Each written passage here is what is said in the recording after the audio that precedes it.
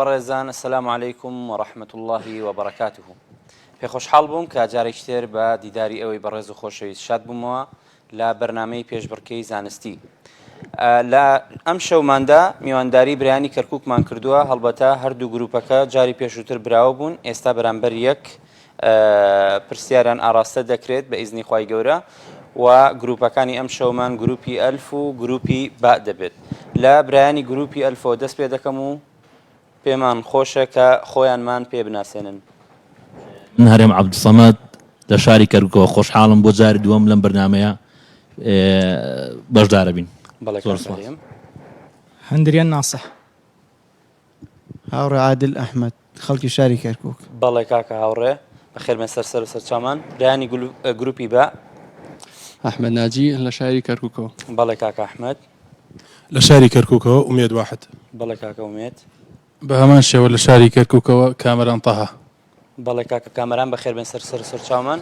بەڵێ خۆشەویستان و بەڕێزانم دەچینە لای پرسیارەکان و سەرەتا لە گروپی ئەلفەوە دەست پێ دەکەین لە بابەتی عەقیدە داوایان لێکەین کە پرسیارەیەک هەڵبژێرن. ژمارەیەک. پرسیاری ژمارەیەک دەڵێت پێناسەی ئیسلام چییە؟ پێناسەی ئیسلام چییە؟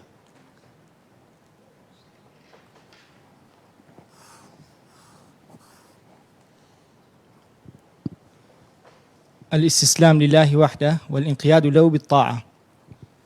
دەیکێتە کوردی کاکە هەندرێن؟ واتە تەسلیم بوون بۆ خوای گەورە بە هەموو شێوەیەک و گوێڕایەڵیکردنی. بەڵێ کۆتا وەڵامە؟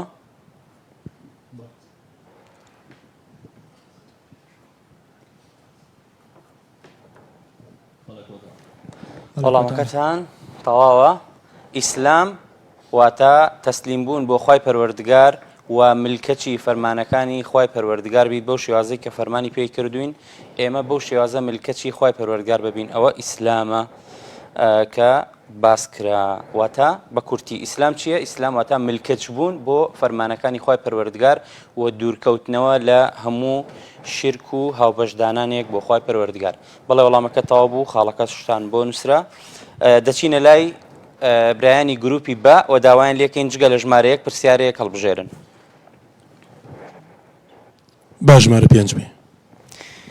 با ژمارە 5 بێت. پرسیاری ژمارە 5 دەڵێت دوو هۆکار بڵێ لەو هۆکارانەی کە خەڵکی بەهۆیانەوە تووشی شیرک دەبن.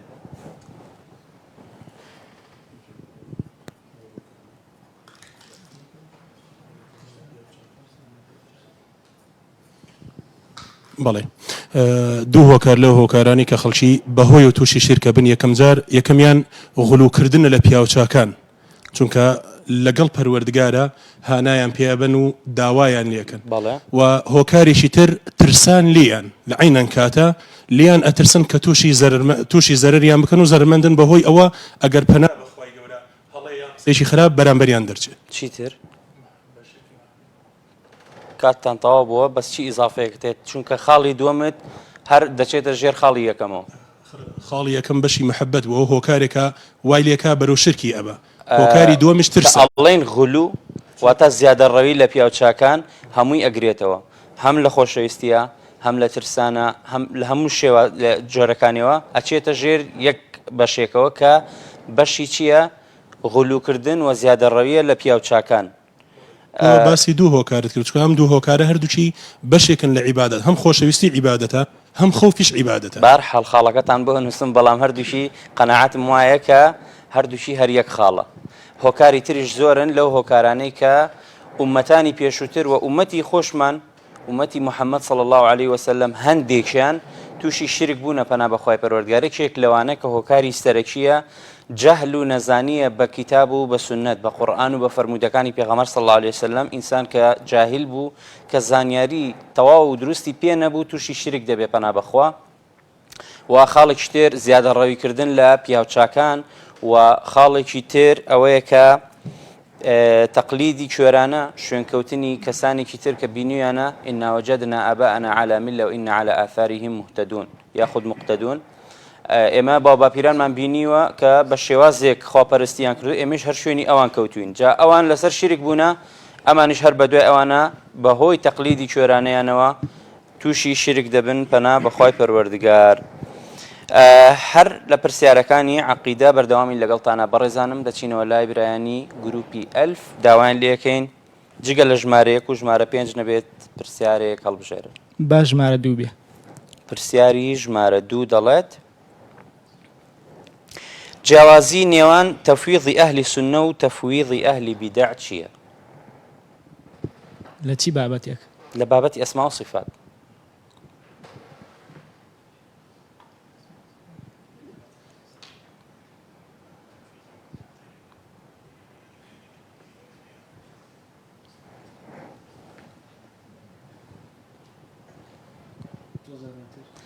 تەفویض یعنی سپاردن و گەڕانەوەی ئەو زانستە بۆ لای خوای پەروەردگار لە نێوان ئەهلی سونە و ئەهلی بیدع چۆنە؟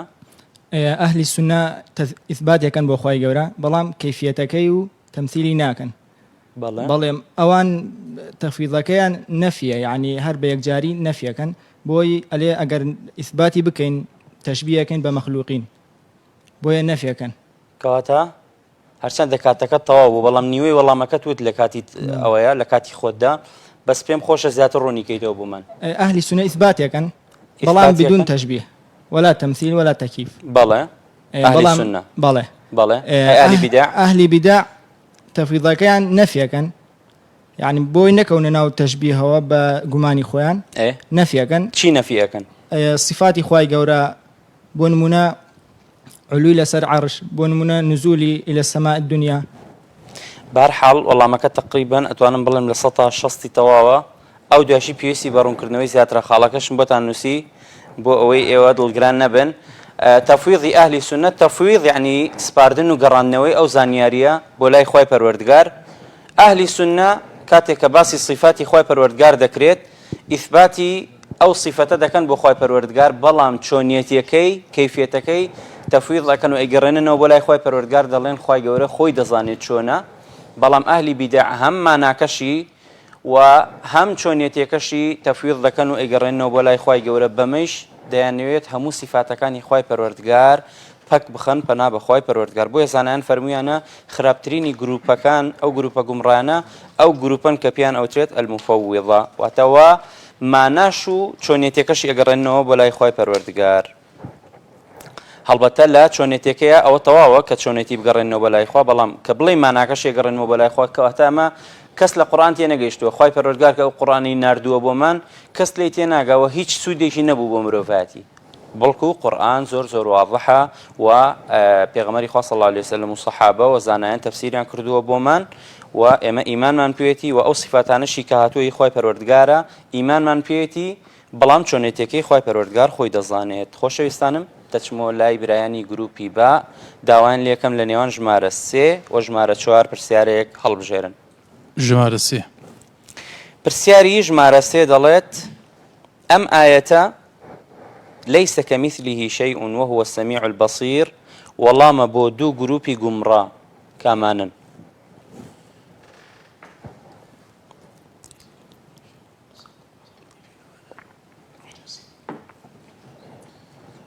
یەکەمیان مجەسیمە دووەمیان معطلة. یەکەمیان مجەسیمە دووەم معطلة.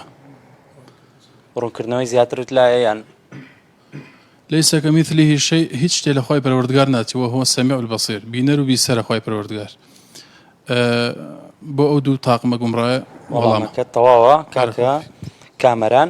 ليس كمثله شيء ئەمە وەڵامێکە بۆ ئەو کەسانەی کە خوای پەروەردگار بە مەخلوقات ئەشبهێنن. خوای پەروەردگار بەم ئاەتە ڕەدیان نەداتوە ليس كمثله شيء هیچ کەسێک لە خوای پەروەردگار ناچێ و لە هاوشێوەی خوای پەروەردگار نییە. وهو السميع البصير ئیثباتکردنی صفەتی سەمع و بەسەڕە بۆ ئەوەی کەسانێک نەڵێن دەی کەواتە هیچ کەسێک لە خوای گەورە نەچێت ئەوە کەواتە خوای گەورە هیچ صفاتێکی نییە. خوای پەروەردگار صفاتی بۆ خۆی ثابت کردووە بەڵام صفاتی خوای پەروەردگار لایەقە بە خۆی و صفاتی مەخلوقاتیش لایەقە بە مەخلوقات هیچ کاتێک بە یەکیان ناشبهێنین و ئیمانیشمان بە صفاتی خوای پەروەردگار هەیە.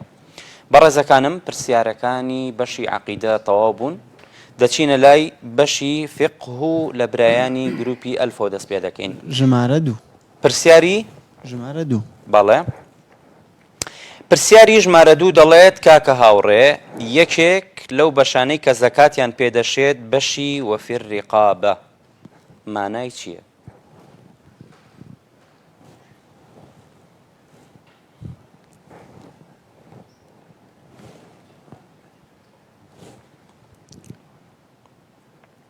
ئەوەی کۆیلەیە واتە واتە لە کۆیلایەتی لە عەبدایەتی نەمێنێ پارەدی لە کۆیلایەتی نەمێنێ لە عەبدایەتی نەمێنێ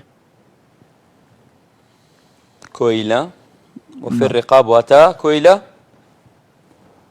وەڵامەکەی تەواوە کاکە یاریە دڵنیای بەڵێ وەڵامەکە تەواوە وەفی الرقاب واتە ئەو کۆیلانە کە ئەیانەوێت ڕزگاریان ببێت و ئازاد بکرێن خی پەروەردگار لە بەشەکانی زەکاتە یەکێک لەو جۆرانەی کە دایناوە وەفی الرقاب واتە ئەو کۆیلانەی کە ئەیانەوێت ئازاد بکرێن زەکاتیان پێ ئەشێت دروستە لە ماڵی زەکات پێیان بدرێت ئەمەش وانەیەکی تێیە بۆ ئەو کەسانەی کە ئەڵێن ئیسلام خەڵکی کۆت و بەند ئەکات کۆت و زنجیریانەکە و ئەیانکا بە کۆیلە نەخێر ئەوە تا ئیسلام ئەوێت کۆیلە نەمێنێت کۆیلایەتی نەمێنێت و ڕزگاریان بکات یەکێک لەوانە زەکاتی ماڵە پێیانەشێ بۆی ڕزگاریان ببێت یەکێک لەوانە کەفارەتی سوێنە یەکێک لەوانە کەفارەتی قەتلی خەتەئە چەندین بابەتی تر هەیە کە خی پەروەردگار کەفارەتەکەی چی داناوە ئازادکردنی کۆیلەیەکی داناوە بۆ ئەوەی ئەو کۆیلانش نەمێنن کەواتە ئیسلام کۆیلە ئازاد دەکات و هانی ئەوە دەدات کە خەڵکی کۆیلە ئازاد بکەن نەک خەڵک بکات بە کۆیلە بەڵێ بەڕێزەکانم بەردەوامین لەگەڵتانە لە پرسیارەکانی بەشی فقه دەچینە لای برایانی گروپی بە داوایان لێکین کە جگە لە ژمارە 2 پرسیارێک هەڵبژێرن ژمارە 1 پرسیاری ژمارە 1 دەڵێت ئایا وەرگرتنی ڕەهن لە بەرامبەر قەرزدا دروستە ڕەهن واتە بارمتە دروستە لە بەرامبەر قەرزدا وەربگیرێت لەو کەسە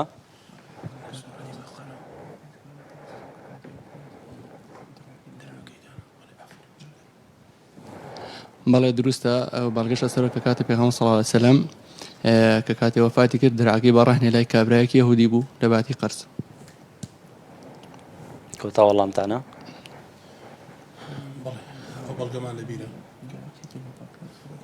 وەڵامەکەتان تەواوە بەڵێ ئینسان دروستە کاتێککە قەرز ئەدات بە کەسێک لە بەرامبەردا شتێکی لێوەر بکرێت وەکو بارمتە وەکو ڕەهنێک لە لای خۆی دای بنێت بەڵگەشمان لەسەر ئەوە ئەو فەرمودەیەکە ئیمامی بوخاری و مسلم ڕیوایەتیان کردووە پێغەمبەری خوا صلی الله علیه وسلم لە لای کەسێکی جوولەکە مسلمانیش نەبوو کەسێکی جوولەکە شتی بە قەرز هێنابوو لای درعەکەی خۆی واتە زری پۆشەکەی خۆی بە بارمتە و بە ڕەهن داینابوو لە لای ئەو یەهودیە ئەمەش بەڵگەیە لەسەر ئەوەی کە دروستە و جائزە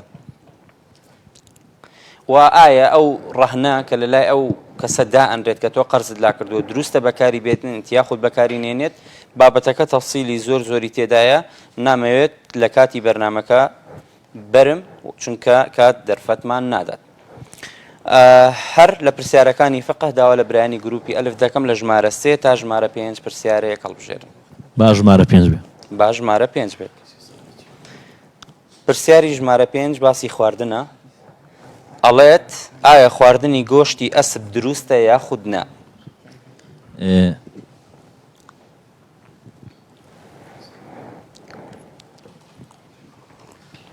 بەڵێ خواردنی گۆشتی ئەسب دروستە بەڵگەشەوەیە لە کاتی پێغەمبەر خوا ساڵن پرسیارانە کردبوو کەوا دوو جۆر ئاژەڵێ ئەوەش دوولۆر جەماعەتکەری کێوی و لەگەڵ ئەسب پێغەمبەر خوا فەرمووی ئەوەی یەکەم دروست نییە بیخۆی کەریکێوی ئەسپەکە دروستە بیخۆی ئەی بۆ ئەو یەکەم دروست نییە چی بووە لە بەرچی کاری ماڵی دوولۆر جەماعەت گوێ درێژی ماڵیانی بەڵێ فەرموودە هاتووە لەو بارەیەوە کە لە ڕۆژی خەیبەردا پێغەمبەری خوا صلی الله علیه وسلم ڕێگری کرد لە خواردنی گۆشتی گوێ درێژ بەڵام سەبارەت و ڕوخسەتی دا بە خواردنی گۆشتی ئەسب ڕەنگە کەسانێک بڵێن جا گۆشتی ئەسب چۆن ئەخورێت و خۆشەویستانم ئەمە دینی خوایە نایخۆی مەیخۆ کەس زۆری لێت نەکردووە کە تۆ ئیلا ئەبێ گۆشتی ئەسب بخۆی مەیخۆ سەمن بۆ خۆم لە ژیانمان نەم خواردووە ڕەنگە تەبیعەتشم نایبی خۆم بەڵام مانای ئەوە نییە کە چونکە دین بە جۆرەی هەوا ئارەزووی من نییە خی پەروەردگار و پێغەمبەر صلی الله علیه وسلم دەستنیشانیان کردووە و دیارییان کردووە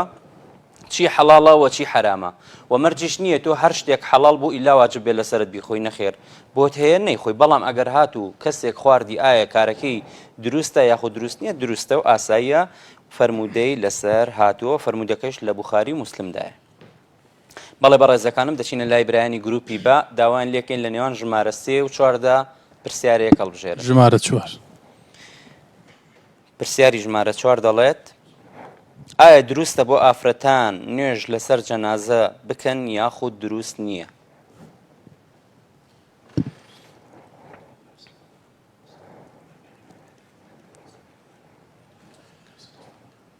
بێگومان دروستە بەڵام بەمەرجە لە دوای سەفی پیاوانەوە بێ دروستە بەڵام هەرەبێ لە پێش لە دوای سەفی پیاوانە بێ خۆ نابێ بچنە پێشیانەوە جان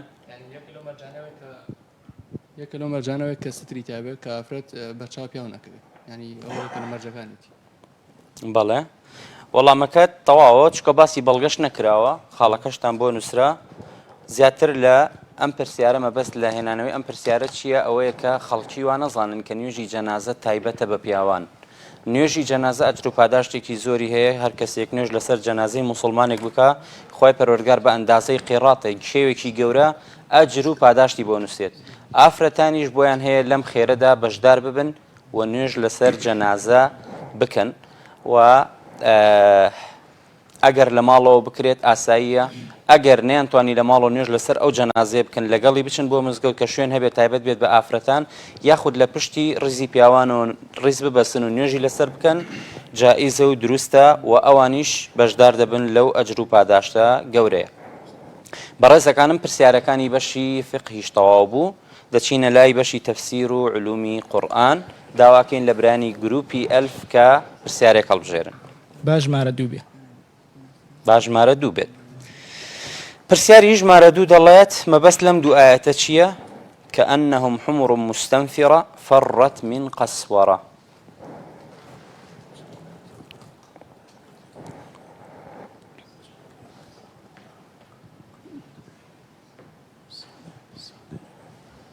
كأنهم حمر مستنفرة وەکو باس لە بێباوەڕانەکە کە گوێ لە قورئان ئەگرن وەکو کەری کێوی لە ترسی شێر ڕاکەن قەسوەرە مانای شێرە بەڵێ کەواتە وەصفیانی کردووە و چواندویانێتی بە ئاژەڵ وەڵامەکە تەواوە کاکە هەندرێن هەروەکو چۆن کەری شێوی کاتێک کە شێرێک دەبینێت لە دەستی هەڵدێت و ڕائەکات خوای پەروەردگار باسی ئەو بێباوەڕانش ئەکات بە شێوازێک پشتیان لە حەق ئەکرد و لێ ڕایان ئەکرد هەروەکو چۆن ئەو کەرەکێویە پەرژینی قایم بێت لە ڕووی جەنابتان چۆن ڕائەکات لە دەستی ئەو شێرەی کە ئەوێت ڕاوی بکات بە هەمان شێوە ئەوانش لە بیستنی حەق و گوێگرتن لە قورئان ڕایان ئەکرد ئەمەش قەولی ئەبو هورەیرە و ابن عەباس و جمهوری زانایانە والله ئاعلم بەڵێ بەڕێزەکانم دەچینە لای برایانی گروپی با داوان لێکەین کە پرسیارێک هەڵبژێرن جگە لە ژمارە 2 نەبێت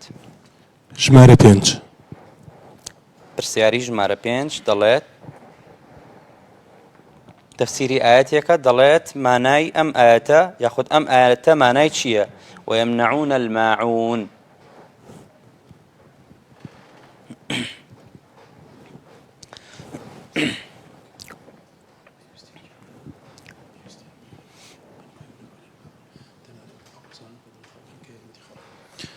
الذين هم يراءون ويمنعون الماعون ما بس أو كسيك ديتا درجة كده واشتي كد ليكا تو هتا أو شتعلي نيمة أو تو كسيكي كسيك بيوسي بتوي منعت كد لكاتك تو أو شتشت هي بديتي ما بس لوي والله ما كتواوە کاک کامەران ماعون خوای پەروەردگار دوای ئەوەی کە باسی صفاتی ئەو کەسانەمان بۆ کات کە لە نوێژەکانیانە کە حەقی خوای پەروەردگارە کەم تەرخەمن و بۆ ڕیایی نوێژ ئەکەن دوای ئەوە دێتە باسی حەقی مەخلوقاتیش دەرحەق بە مەخلوقاتەکانی خوای پەروەردگاریش کەم تەرخەمن هەندێک شت هەیە لە نێوان دراوسەکاندا کە گشتیە یعنی هەموو ماڵێک نیەتی بۆ نمونە خاکە نازێکە پاچێکە شتێکی لەو جۆرانە دێت لە دەرگایەدا داوایەکات هەشێتی ئەڵێ نیمە ڕێگری لێکات ئەوە ماعونە و هەندێکی تر لە ئەهلی علم فەرمویانە ماعون واتە ئەزدەکات بەڵام قەولی یەکەم مەشهورترە و لە سەحابەوە وارد بووە بەڕێزەکانم ناوبڕێکی کورت وەردەگرین و پاشان دەگەڕێنەوە من بن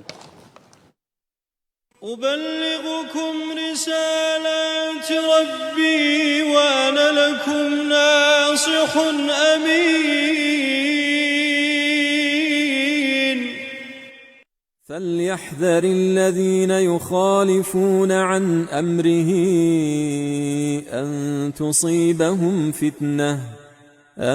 تصيبهم فتنة أو يصيبهم عذاب أليم. نەچوونە نوێژی جەماعەت.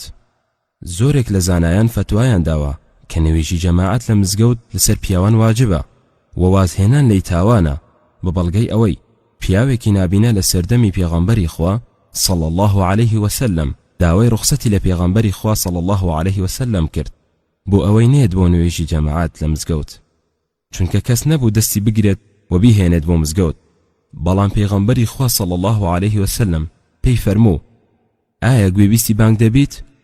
وتی بەڵێ. فەرمووی: مادەم دەبێت وەڵامی بانگ بدەیتەوە ئەبێت بیت بۆ مزگەوت. کەواتە ئەگەر بۆ کەسێکی نابینا دروست نەبێت واز بهێنیت لە نوێژی جەماعەت، چۆن جائیزە بۆ کەسێک کە چاو ساغ و لەش ساغ بێت و نێت بۆ مزگەوت. و لە فەرمودەیەکی تردا فەرموویەتی: لە نیەتم هەیە ڕۆژێک کەسێک بکەم بە ئیمام و پێشنوێژی بۆ خەڵک بکات، پاشان هەندێک پیاو لەگەڵ خۆم ببەم و هەندێک دار لەگەڵ خۆیان بهێنن، ماڵ بەسەر ئەو کەسانەدا بستێنین کە نایەن بۆ نوێژی جەماعەت لە مزگەوت.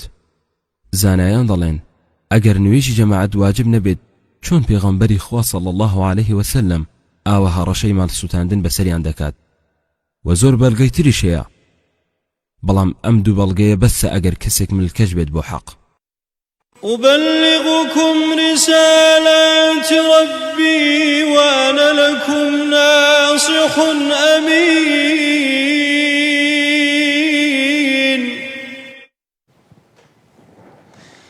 بەڵێ خۆشەویستان و بەڕێزان گەڕاینەوە لاتان بۆ درێژە پێدانی بەرنامەکەمان، بەرنامەی پێشبڕکێی زانستی و لە پرسیارەکانی تەفسیر و علومی قورئان داین. دەچینە لای برایانی گروپی ئەلف داوایان لێکەین کە جگە لە ژمارە 2 ژمارە 5 نەبێت پرسیارێک هەڵبژێت. ژمارەیەک پرسیاری ژمارە 1 دەڵێت تفسيري آياتك كخوي پروردگار فرمويتي الذين يظنون أنهم ملاقو ربهم وأنهم إليه راجعون. ما بس ليظنون شيء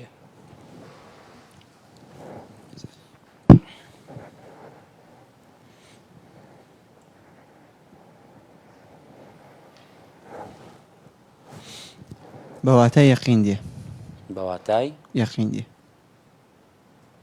ضلني همش أي بو بمعنى قمانية گمان یقین یقین يظنون بمعنى یقین دی ليلة والله ما كتوا كاكا هاوري الذين يظنون أنهم ملاقو ربهم وأنهم إليه راجعون.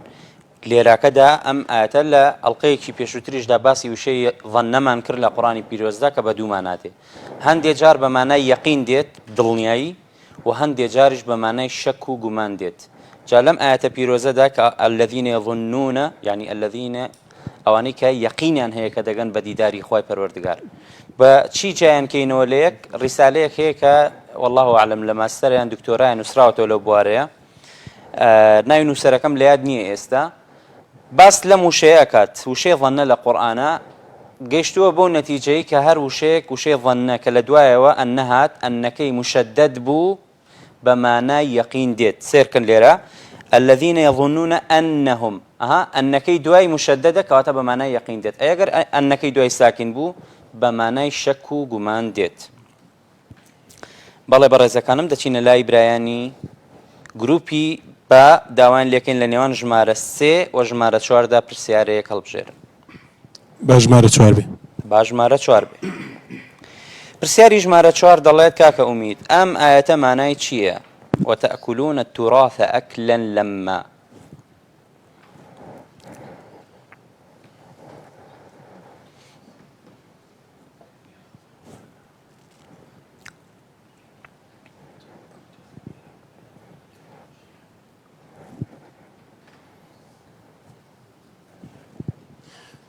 وتأكلون التراث أكلا لما يعني ميراتي ميرات قلكان كواني لجير جلوي خوتانا نايدن بحقي أوانو خوتان إيخون بو خوتان والله ما كالطواوة واتە تووڕاست لێرەدا واتە میراث بەمانای میرات دێت کە ئێوە میرات ئەخۆن و گوێشی پێ نادەن کە ئەو میراتە ئێخۆن حەڵاڵە بۆتان یاخود حرامە جا خۆی پەروەردگار لێراکەدا وەسبی کردوون و تەکولونە تووڕاثە ئەکلەن لەممە ئەو میراتە ئێوە دەیخۆن بە شێوازێک گوێ پێ نادەن کە حەڵاڵ بێت یاخود حرام بێت بەڕێزەکانم پرسیارەکانی بەشی تەفسیر و علومی قورئانیش تەواو بوون دەچینە لای پرسیارەکانی سیرە داواکەین لە برایانی گروپی ئەلف کە پرسیارێک هەڵبژێرن باش ژمارە دوو بێ با پرسیاری ژمارە دوو بێ بزانین چی دەڵێت پرسیاری ژمارە دوو دەڵێت ئەو کاتەی عەبدولموطەلیب وەفاتی کرد پێغەمبەری خوا صلی الله عليه وسلم تەمەنی چەند بوو و دوای ئەو کێ گرتێ خۆی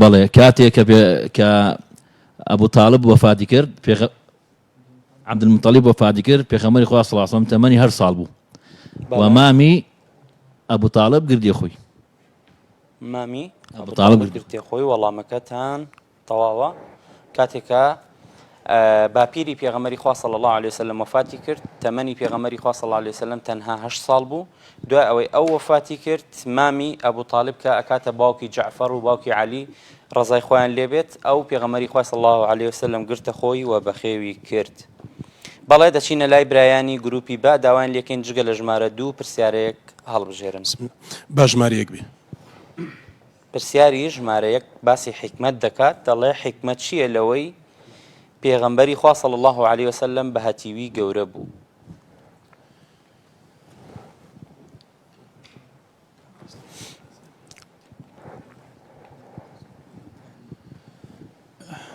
الله أعلم حكمة أوابو بيغمري خاصة صلى الله عليه وسلم خوي بو أقاردا برا بوي لمستقبلها لجياني هتيوان تيبقى لجياني نداران تيبقى بيباوكي تيشت لجياني بيباوكان تيبقى بيدايكي تيشت لجياني بيدايكان تيبقى حكمتي تر حكمتي تر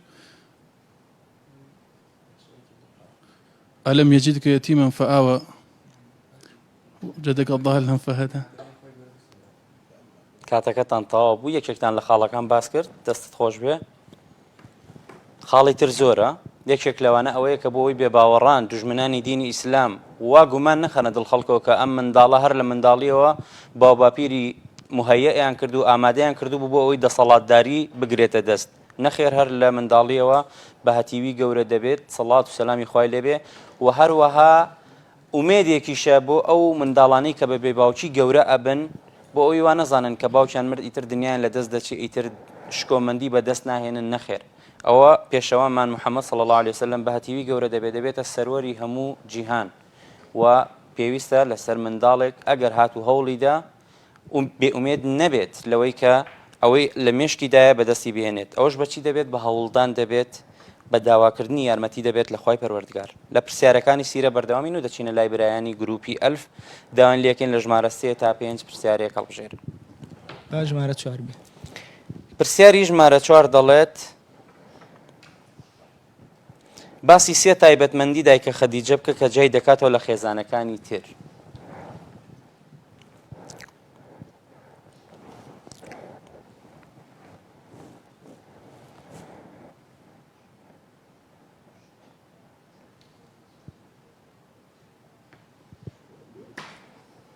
یەکەم خێزانی پێغەمبەر صلی الله علیه و سلم بوو ئەمە یەک بەڵێ و یەکەم ئافرەت بوو کە ئیمانی پێهێنا بەڵێ و لە ژیانشا تاما بوو خێزانی بەسەر نێنە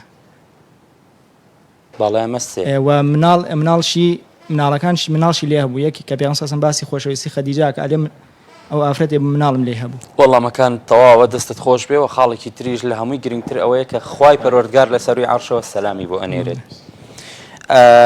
دەچینەوە لای برایانی گروپی با داوایان لێکن لە نێوان ژمارە 3 و 5دا پرسیارێک هەڵبژێرن ژمارە 3 پرسیاری ژمارە 3 دەڵێت کاتێک پێغەمبەری خوا صلی الله عليه وسلم تەمەنی گەیشتە 12 ساڵ و لەگەڵ مامی ئەبوو تاالب بوو سەفەری شامیان کرد تووشی ڕووداوێک بوون ئەو ڕووداوە چی بوو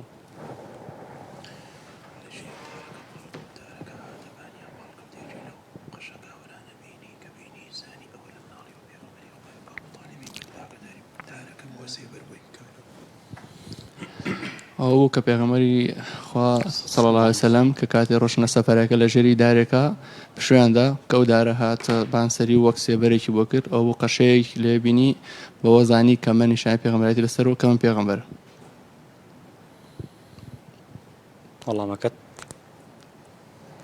وەڵامەکەی تەواوە ئێوەڵەنچی وەڵامەکەی زۆر تەواوە. یەکێک لەو ڕووداوانەی کە لە تەمەنی 12 ساڵی پێغەمبەری خوادا ڕوویدا عەلەیهی سەڵات وسەلام کاتێ سەفەریان کرد بۆ شام قەشەیەک هەبوو کە نەسڕانی بوو لە ڕێگاکەیان کاتێک کە ئەمانی بینی هاتە دەرەوە و داوای لە ئەبوو تاالب کرد کە پێغەمبەر نەبا صلی الله علیه وسلم بۆ شام لەگەڵ خۆیدا و بیگەڕێنێتەوەتی چونکە ئەوە پێغەمبەری خوایە و خوای پەروەردگار بە پێغەمبەراتی دەینێرێت. ئەبوو تاالب لێی پرسی تۆ چۆن نەزانی؟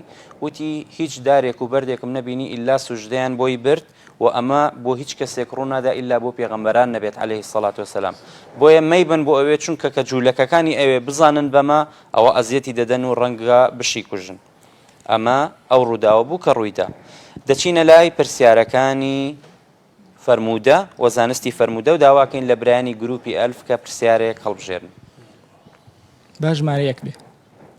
باش ژمارەیەک بێ. پرسیاری ژمارەیەک دەڵێ کتێبی بلوغ المەرام و عومدەة الأحکام بابەتی ئەم دوو کتێبە چین و خاوەنەکانیان چێن؟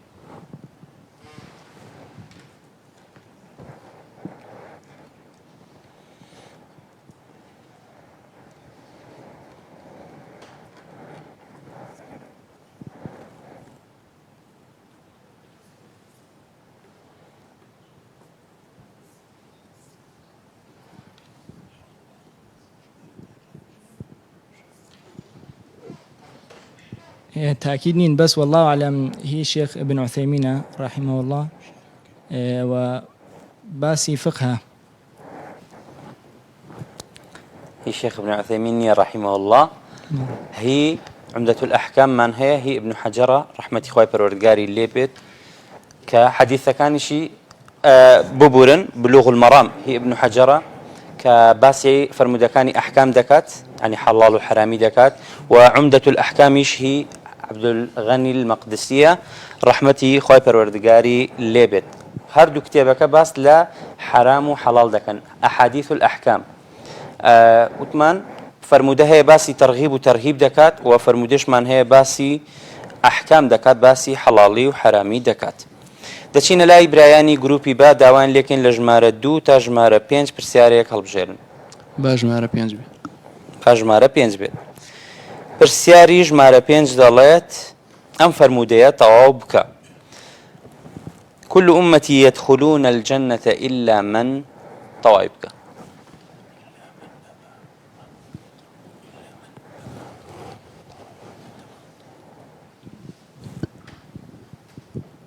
كل أمتي يدخلون الجنة إلا من أبى. قيل ومن يأبى يا رسول الله؟ قال من أطاعني دخل الجنة ومن عصاني فقد أبى. ومن عصاني فقد أبى يعني شي وقت فقد أبى؟ هر کەسێک گۆڕاڵی بکە ئەو بەهشتی ئەوێ، هەر کەسێکیش گۆڕاڵی من نەکا و شوێن فەرمانەکانی من نەکەوێ ئەو خۆی بەهشتی ناوێ. أحسنت وەڵامەکەت تەواوە کاک کامران. كل أمتي يدخلون الجنة إلا من أبى. همو أمتي من دەچنە بەهشتەوە إلا مەگەر کەسێک خۆی نەیەوێت. فەرموویان چێ هەیە بەهشتی نەوێت؟ ئەی پێغەمبەری خوا صلی الله علیه وسلم فەرمووی هەر کەسێک گۆڕاڵی من بکات دەچێتە بەهشتەوە و هەر کەسێکیش سەرپێچی فەرمانەکانی من بکات ئەوە فقد أبى واتە ئەو کەسە خۆی نەویستۆ بچێتە بەهشتەوە. لە فەرموودەیەکی تردا هاتووە پێغەمبەری خوا صلی الله علیه وسلم فەرموویەتی هیچ ئومەتێک نییە ئیلا هەندێکی بۆ بەهشتە و هەندێکی بۆ دۆزەخە ئیلا ئومەتی من نەبێت کە هەر هەمووی بۆ بەهشتە. کەواتە هەر کەسێک لەسەر تەوحید و لەسەر لا إله إلا الله بژێت و بمرێت لەسەری بە ئیزنی خوای پەروەردگار بۆ بەهشت ئەڕوات. ئەم فەرموودەیە بەڕاستی دڵخۆشکەرێکی زۆر دڵخۆشیەکی زۆر زۆری تێدایە بۆ موسڵمان.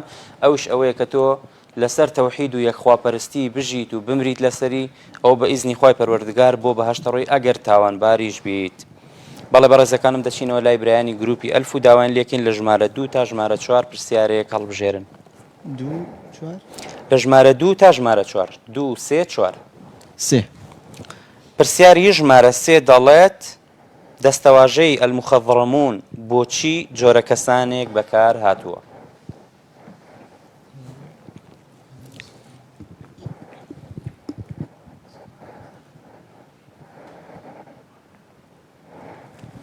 المخضرمون ئەو کەسانن دوو سەردەمیان بینیە بۆ نمونە سەردەمی جاهلیەت و سەردەمی پێغەمبەر صلی الله علیه و سلم بینیوە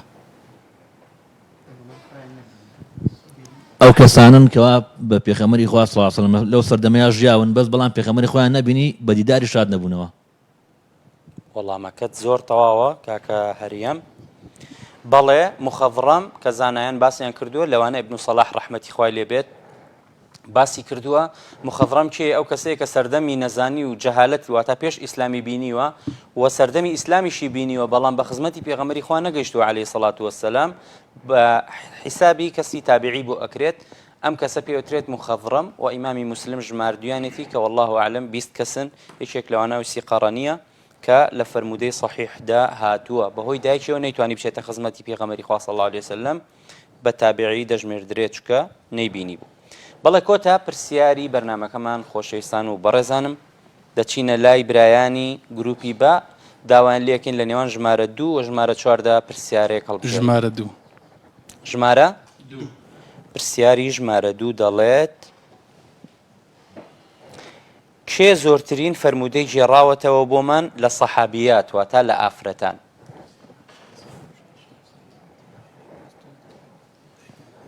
دایکمان عایشە ڕزای خوای لێبێ لە ئافرەتەنەوە لە پیاوانیش ئەبو هورەیرە ڕزای خوایان لێبێت. چێڵێن ئێوە کۆتا وەڵامیان عەلەیهی السەڵات وەسەلام کۆتا وەڵامتانە؟ کۆتا وەڵام وەڵامەکەتان تەواوە. دایکی ئیمانداران دایکە عایشە ڕەزا و ڕەحمەتی خوای پەروەردگاری لێبێت ئەو ئافرەتەیە کە زۆرترین فەرمودەی لە پێغەمبەر صلی الله علیه وسلم گێڕاوەتەوە کە ژمارەی فەرمودەکانی 2210 فەرمودەیە و لە پیاوانیش هەروەکو باس کرا ئیمامی ئەبو هورەیرە ڕەزا و ڕەحمەتی خوای لێبێت کە زۆرترین ژمارەی فەرمودەی لە پێغەمبەری خواوە صلی الله علیه وسلم گێڕاوەتەوە. خاڵەکانی ئەم شەوە بەم شێوازە بوون.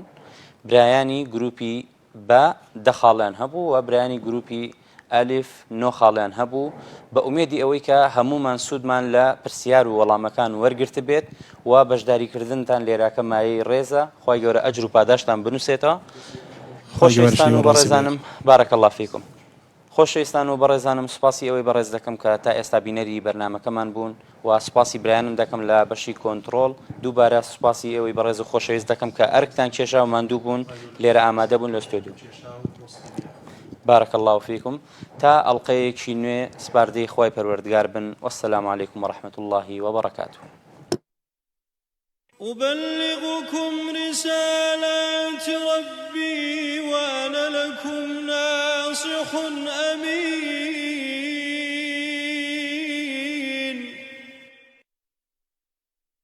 أبلغكم رسالات ربي وأنا لكم ناصح أمين.